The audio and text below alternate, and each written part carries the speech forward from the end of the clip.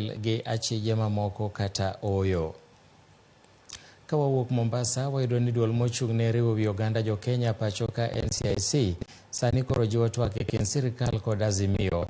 Commissioners mag NCIC kwayo jatend piny Kenya William Ruto kod ogai mar Azimio Raila Odinga mondo rom kendo lal twak machon Olusegun Obasanjo.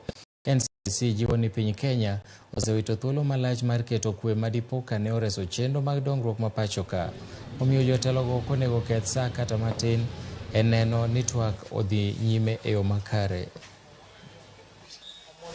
Having a survey during the demonstrations that we had, there was an estimation that it was almost like we were losing 1.2 billion every hour on the 3 days that there were demonstrations. So what we are urging both leaders is to come together, to be able to talk, to be able to discuss issues.